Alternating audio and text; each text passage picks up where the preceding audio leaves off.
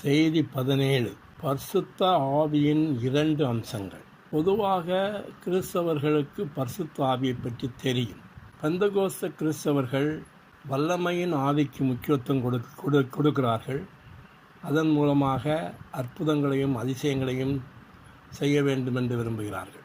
அதே நேரத்தில் உள்ளார்ந்த ஜீவனுக்கு முக்கியத்துவம் கொடுக்கும் கிறிஸ்தவர்கள் ஜீவனின் ஆவிக்கு முக்கியத்துவம் கொடுக்கிறார்கள்.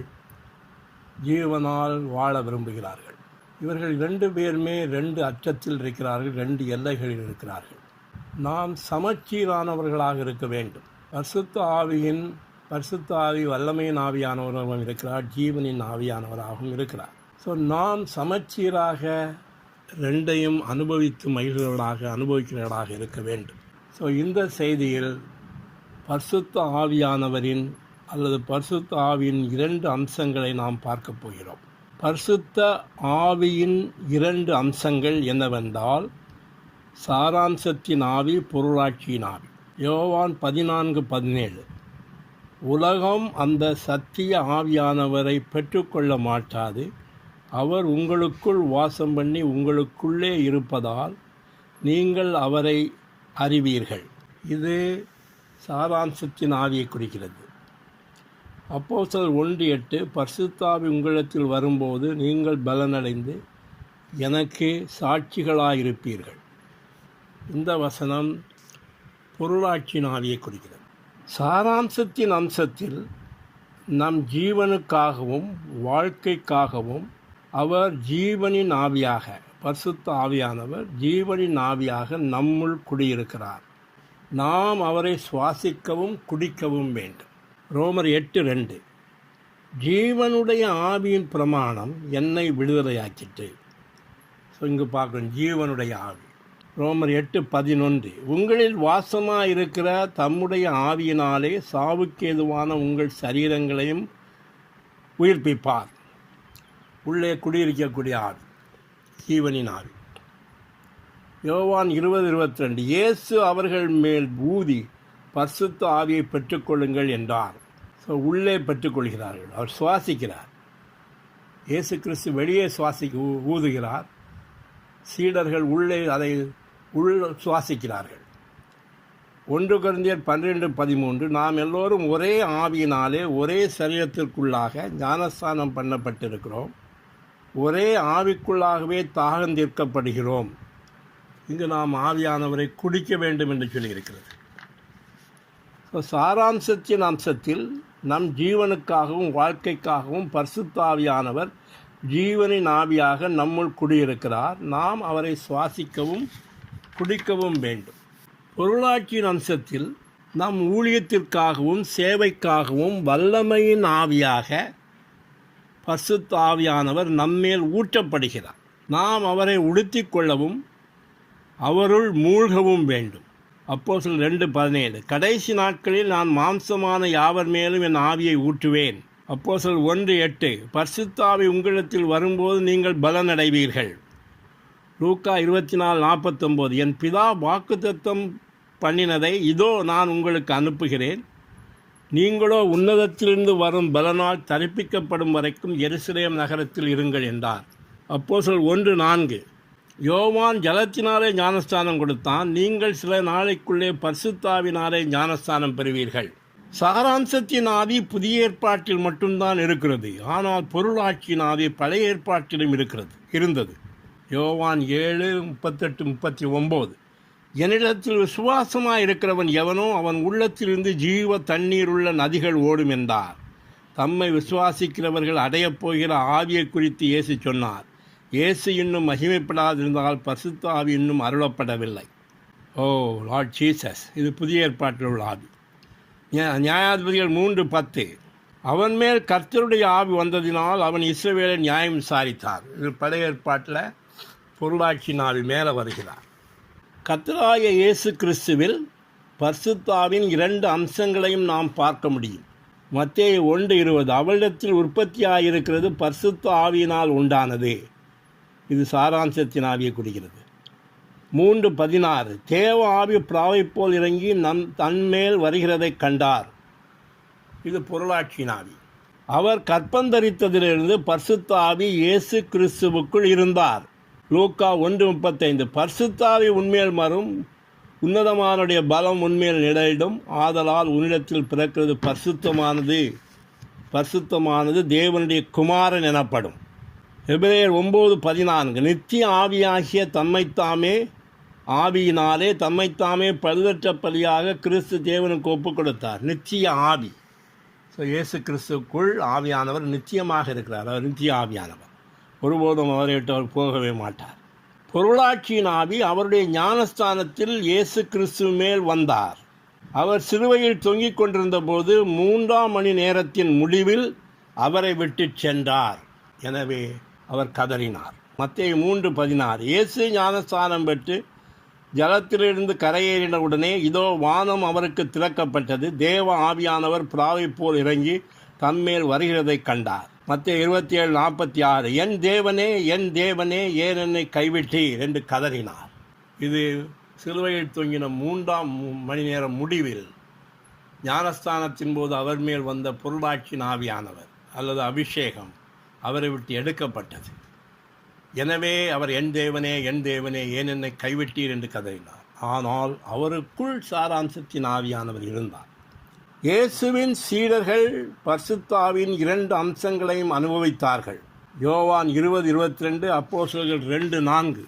அவர்கள் மேல் ஊதி பரிசுத்த ஆவியை பெற்றுக்கொள்ளுங்கள் என்றார். அப்போஸ்தலர் 2:4. அவர்கள் எல்லாரும் பரிசுத்த ஆவியினாலே நிரப்பப்பட்டார்கள். கர்த்தராகிய இயேசு கிறிஸ்து உயிர்த்தெழுந்த நாளில் சீடர்கள் சாராம்சத்தின் ஆவியை பெற்றார்கள். யோவான் 7:39. தம்மை விசுவாசிக்கிறவர்கள் அடையப் போகிற ஆவியை குறித்து இப்படி சொன்னார். இயேசு இன்னும் மகிமைப்படாதிருந்தபடியினால் பரிசுத்த ஆவி இன்னும் அருளப்படவில்லை. லூக்கா 24:26. கிறிஸ்து வீதமாக பாடுபடவும் தமது மகிமையில் பிரவேசிக்கவும் வேண்டியதில்லையா? இயேசு கிறிஸ்து உயிர்த்தெழுந்த போது மகிமைக்குள் பிரவேசித்தார். யோவான் 20:22. இயேசு அவர்கள் மேல் ஊதி பரிசுத்த ஆவியை பெற்றுக்கொள்ளுங்கள் என்றார். உயிர்த்தெழுந்த நாளிலே கர்த்தராகிய இயேசு கிறிஸ்து வந்து சீஷர்கள் மேல் ஊதி பரிசுத்த ஆவியை பெற்றுக்கொள்ளுங்கள் என்று சொன்னால் அவர்கள் சாராம்சத்தின் ஆவியை தங்களுக்குள்ளாக பெற்றுக்கொண்டார்கள். 7:38 நிறைவேற்றமாக இருக்கிறது. பெந்தகோஸ்தே நாளில் சீடர்கள் பொருளாட்சியின் ஆவியை பெற்றார்கள். யோவேல் 2:28, அப்போஸ்தலர்கள் 2:1-4. யோவேல் 2:28. அதற்கு பின்பு நான் மாம்சமான யாவர் மேலும் என் ஆவியை ஊற்றுவேன். அப்போஸ்தலர்கள் 2:1-4. பெந்தகோஸ்தே என்னும் நாள் வந்தபோது அவர்கள் எல்லாரும் ஒருமனப்பட்டு ஓரிடத்தில் வந்திருந்தார்கள். வசனம் 4. அவர்கள் எல்லாரும் பரிசுத்த ஆவியினால் நிரப்பப்பட்டார்கள். இயேசுவின் சீடர்கள் பரிசுத்த ஆவியின் 2 அம்சங்களையும் அனுபவித்தார்கள். கர்த்தராகிய இயேசு கிறிஸ்து உயிர்த்தெழுந்த நாளில் சீடர்கள் சாராம்சத்தின் ஆவியை பெற்றார்கள். பெந்தகோஸ்தே நாளில் சீடர்கள் பொருளாட்சியின் ஆவியை பெற்றார்கள். பரிசுத்த ஆவியின் ஞானஸ்தானம் ஏற்கனவே நடந்து விட்டது. அது இன்றும் இருக்கிறது. 1 கொரிந்தியர் 12:13. நாம் எல்லாரும் ஒரே ஆவிக்குள்ளாகவே ஒரே சரீரத்திற்குள்ளாக ஞானஸ்தானம் பண்ணப்பட்டோம். அப்போஸ்தலர்கள் 13:9. அப்பொழுது பவுல் என்று சொல்லப்பட்ட சவுல் பரிசுத்த ஆவியினால் நிறைந்தவனாய் அவனை உற்று பார்த்தான். பெந்தகோஸ்தே நாளில் அவருடைய கிறிஸ்துவனுடைய சரீரத்தின் முதற் பகுதியாகிய யூத விசுவாசிகள் பரிசுத்த ஆவியால் ஞானஸ்தானம் பண்ணப்பட்டார்கள். அப்போஸ்தலர் 2:4. அவர்கள் எல்லாரும் பரிசுத்த ஆவியினால் நிரப்பப்பட்டார்கள். வசனம் 5.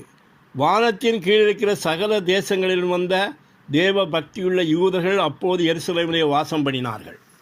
வசனம் 37-38. அவர்கள் பேதுருவையும் மற்ற அப்போஸ்தலரையும் பார்த்து, சகோதரரே, நாங்கள் என்ன செய்ய வேண்டும் என்றார்கள். பேதுரு அவர்களை நோக்கி, நீங்கள் மனம் திரும்பி ஒவ்வொருவரும் பாவ மன்னிப்பு கண்டு இயேசு கிறிஸ்துவின் நாமத்தினாலே ஞானஸ்தானம் பெற்றுக்கொள்ளுங்கள். அப்பொழுது பரிசுத்த ஆவியின் வரத்தை பெறுவீர்கள். ஓ லார்ட் ஜீசஸ், பரிசுத்த ஆவியை வரமாக பெறுவீர்கள். ஸோ பெந்தகோஸ்தே நாளிலே யூத விசுவாசிகள் பரிசுத்த ஆவியினால் ஞானஸ்தானம் பண்ணப்பட்டார்கள். அதாவது கிறிஸ்துவனுடைய சரீரத்தின் முதற் பகுதி பரிசுத்த ஆவியினால் ஞானஸ்தானம் பண்ணப்பட்டது. கொர்நேலியுவின் வீட்டில் கிறிஸ்துவனுடைய சரீரத்தின் 2ஆம் பகுதியாகிய புறஜாதி விசுவாசிகள் பரிசுத்த ஆவியினால் ஞானஸ்தானம் பண்ணப்பட்டார்கள். அப்போஸ்தலர் 10:44-46. இந்த வார்த்தைகளை பேதுரு பேசிக் கொண்டிருக்கையில் வசனத்தை கேட்டவர்கள் யாவர் மேலும் பரிசுத்த ஆவியானவர் இறங்கினார். அவர்கள் பல பாஷைகளை பேசுகிறதையும் தேவனை புகழ்கிறதையும் பேதுருவோடு கூட வந்திருந்த விருத்த சேதனமுள்ள விசுவாசிகள் கேட்கும்போது பரிசுத்த ஆவியின் வரம் புறஜாதிகள் மேலும் பொழிந்திடப்பட்டதை குறித்து பிரமித்தார்கள். வசனம் 11-15. நான் பேசத் தொடங்கின போது பரிசுத்த ஆவியானவர் ஆதியிலே நம்மேல் இறங்கினது போலவே அவர்கள் மேலும் இறங்கினார். அந்நிய பாஷையில் பேசுவது மட்டும் பரிசுத்தாவின் ஞானஸ்தானத்தை பெற்றிருப்பதற்கான அடையாளம் இல்லை. அப்போ 8:17. அவர்கள் மேல் கைகளை வைத்தார்கள், அப்பொழுது அவர்கள் பரிசுத்த ஆவியை பெற்றார்கள். ஆனால் அந்நிய பாஷையில் பேசவில்லை. 9:17. அனனியா அவர் மேல் கைகளை வைத்து, சகோதரனாய் சவுலே, நீ பரிசுத்த ஆவியினால் நிரப்பப்படும்படிக்கு இயேசுவாகிய கர்த்தர் என்னை அனுப்பினார் என்றார். இங்கு வந்து பவுல் பரிசுத்த ஆவியினாக பெறுகிறார், ஆனால் அந்நிய பாஷையில் பேசவில்லை. எனவே அந்நிய பாஷையில் பேசுவது மட்டும் பரிசுத்த ஆவியின் ஞானஸ்தானத்தை பெற்றிருப்பதற்கான அடையாளம் இல்லை. விசுவாசிகளாகிய நாம் பரிசுத்த ஆவியின் 2 அம்சங்களையும் அனுபவிக்க முடியும். யோவான் 7:38-39, மார்க் 16:17-18. விசுவாசிக்கிறவர்களால் நடக்கும் அடையாளங்கள் ஆவன: என் நாமத்தினாலே பிசாசுகளை துரத்துவார்கள், நவமான பாஷைகளை பேசுவார்கள், சர்ப்பங்களை எடுப்பார்கள், சாவுக்கேதுவான யாதொன்றை குடித்தாலும் அது அவர்களை சேதப்படுத்தாது, வியாதியஸ்தர்கள் மேல் கைகளை வைப்பார்கள், அப்பொழுது அவர்கள் சொஸ்தமாவார்கள் என்றார். விசுவாசிகளாகிய நாம் பரிசுத்த ஆவியின் 2 அம்சங்களையும் அனுபவிக்க முடியும். கிறிஸ்துவுக்குள் நாம் விசுவாசித்த போது கிறிஸ்துவை வாழ சாராம்சத்தின் ஜீவ ஆவியை நாம் பெற்றோம்.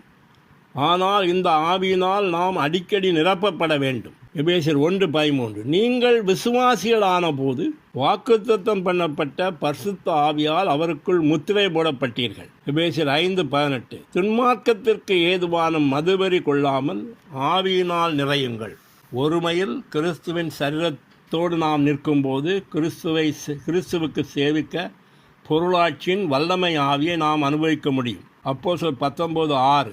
பவுல் அவர்கள் மேல் கைகளை வைத்தபோது பரிசுத்த ஆவி அவர்கள் மேல் வந்தார்.